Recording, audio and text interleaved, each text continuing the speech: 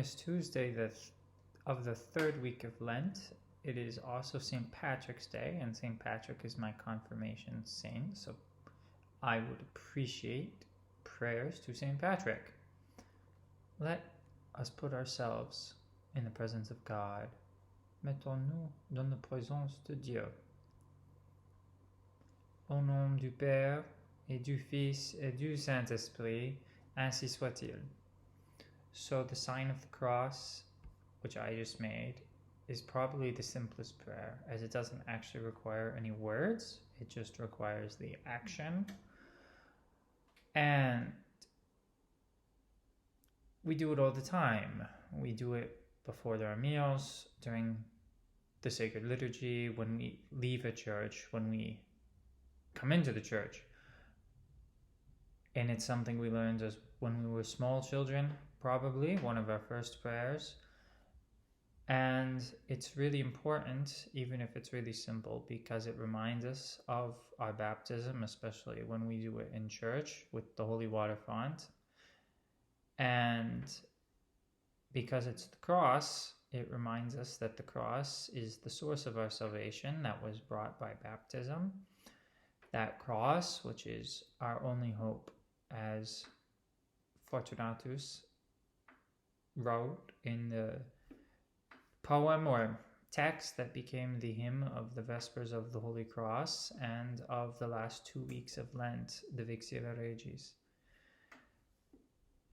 So we're going to start very slowly and just break down the French Signe de la croix. And signe is a masculine word, so when you talk about the sign of the cross, it is le signe de la croix. Okay? So, au nom du Père. That O, so it's written AU, but it's the same, not sound as the letter O. I don't want to associate letters and sounds per se, but it's also sometimes written with an O, and it would be the O symbol in the International Phonetic Alphabet, if you're familiar with that. So in between two forward slashes. So O needs to be nice and O-y. I know that's actually terrible that then I just associate the letter with the sound, but O, it tends to devolve into a diphthong, so two vowels together basically. In linguistics, it makes a diphthong, and most American vowels are diphthongs, whereas French tends to avoid them. A language doesn't really avoid one kind of sound or another, but French tends to have monophthongs. American English in particular, tends to have diphthongs or multiple things going on. Okay? So, with non, so I think you can break this down to the parts, the prepositions, the nouns, and the pieces. It's a pretty simple prayer too. Non needs to be clearly non, and it's tricky for English speakers because we don't have nasal vowels. And also, I'm sorry, I realize I keep moving my keyboard. I tell you guys this is not a professional operation, and I stick to that.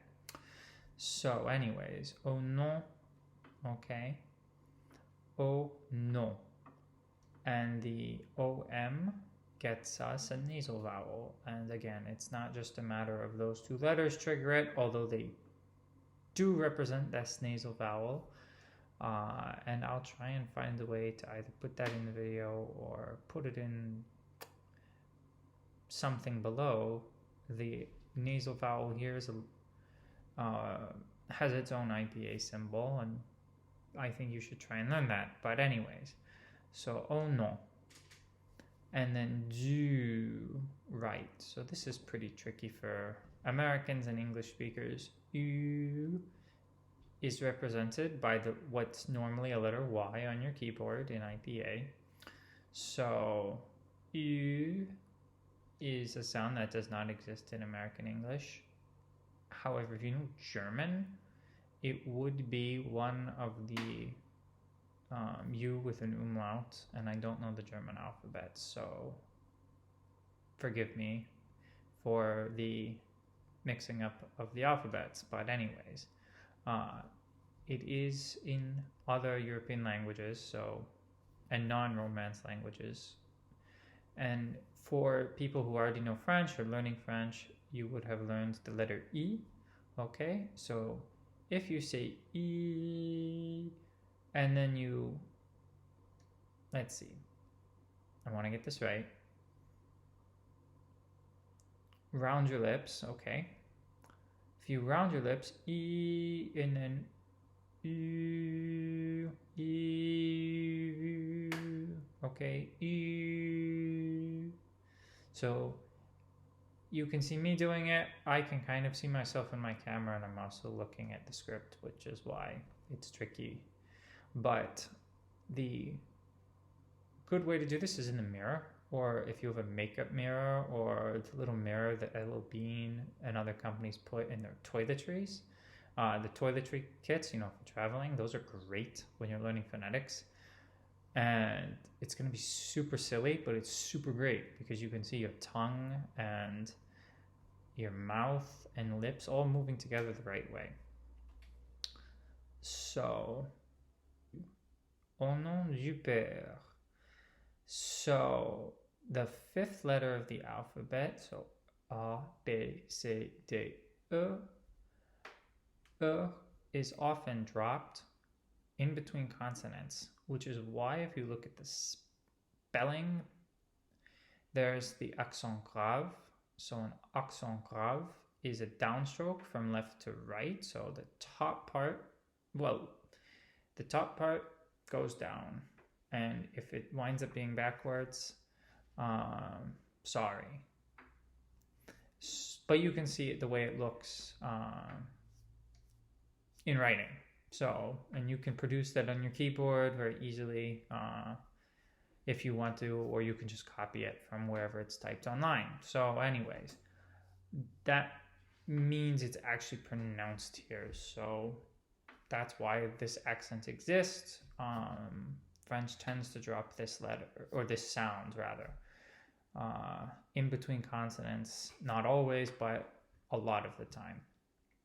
And it's a trick for English learners of French that you just have to learn these patterns by listening mostly.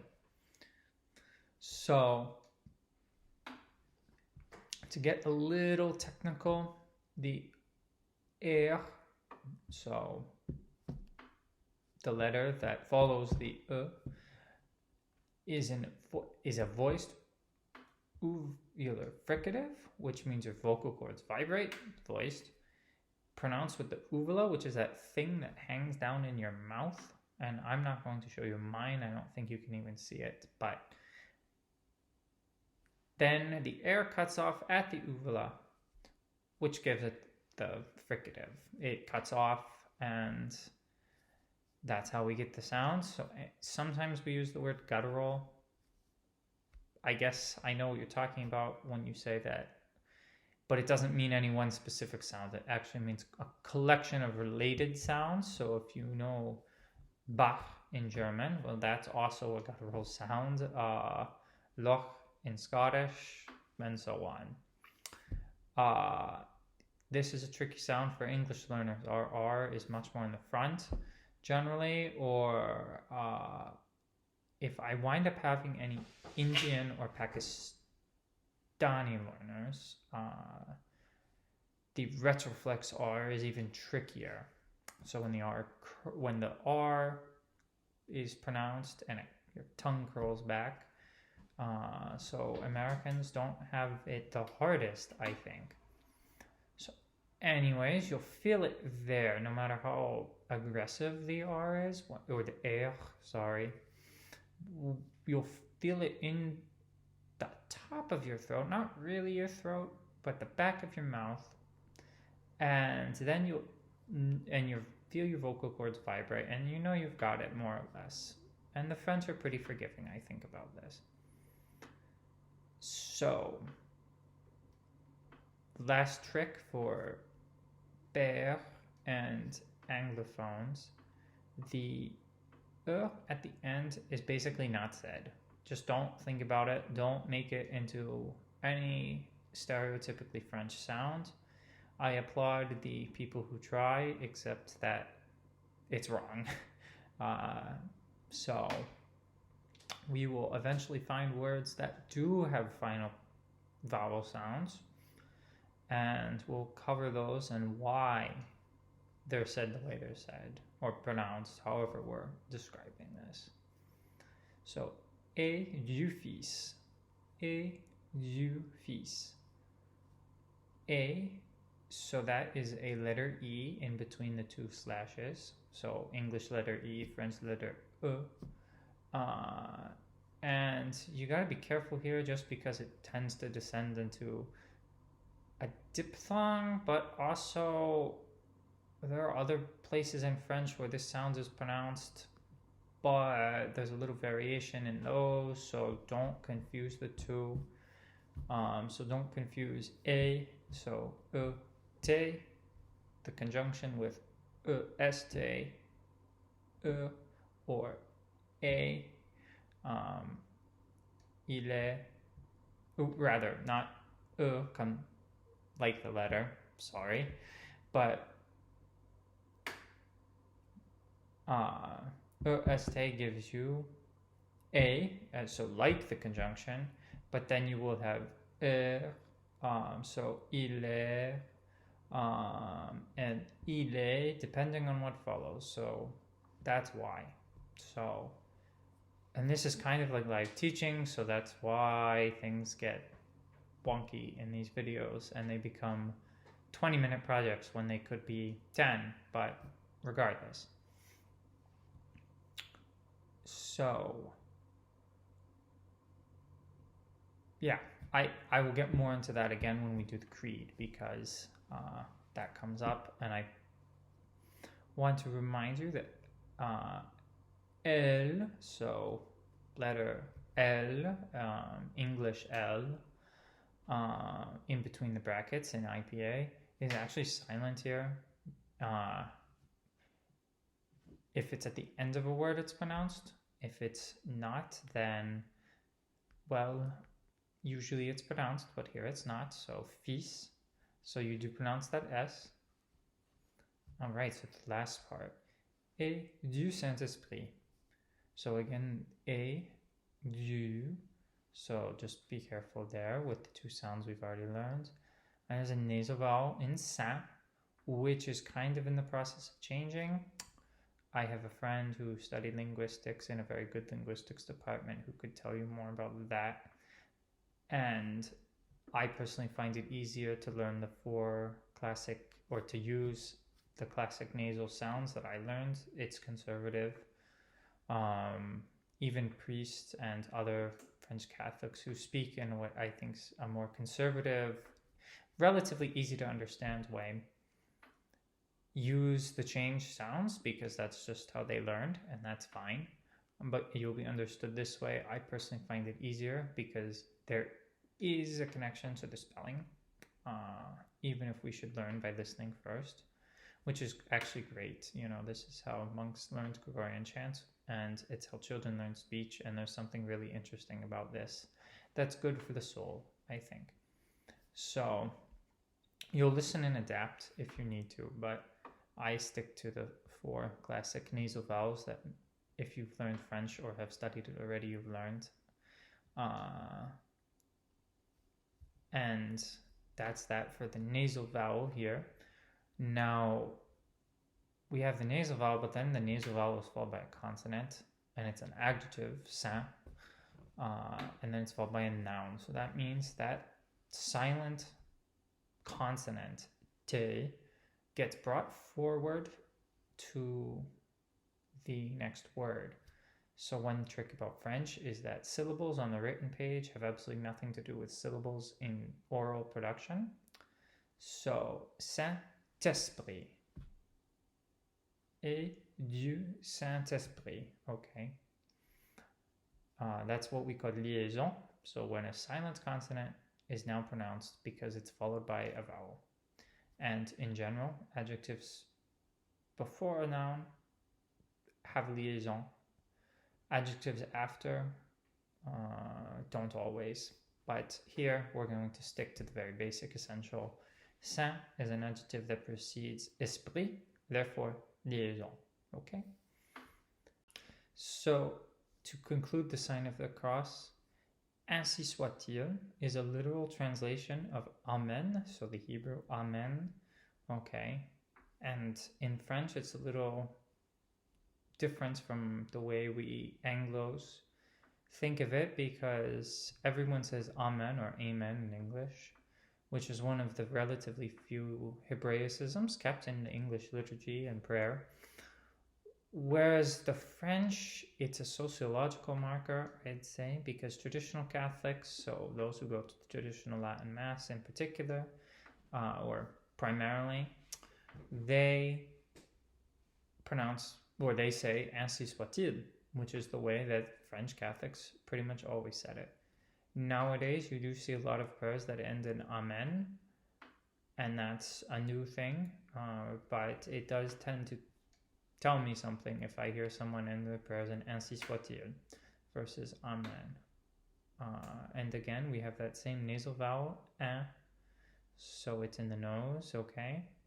And a liaison, and this time because the verb is followed by the clitic pronoun, so soit-il. So, ainsi soit-il. So, just some final thoughts. Remember to make a very nice sign of the cross, as Canon Albon Denis of the Institute of Christ the King recently told us retreatants last month on a very nice student and young adults retreat. Faites un beau signe de la croix. Make a beautiful sign of the cross, as you might translate literally. It reminds me of a catechism teacher from back home who stops his students when they make a sign of the cross, which is somewhat lazy. Okay, so very quickly and hurried and all of those things. And just to point out that exterior things are not everything, but they do help form our interior dispositions. And the sign of the cross, you know, is something that doesn't give grace itself. It is not a sacrament, but it is basically a sacramental, and it helps us with the graces to get through our lives and bring us to the seven sacraments and to make the most of the seven sacraments.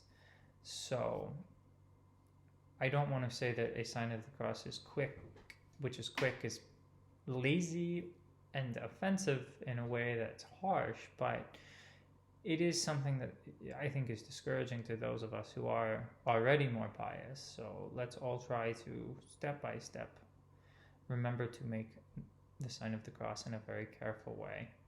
Okay? So, courage à tous, courage everybody in this difficult time.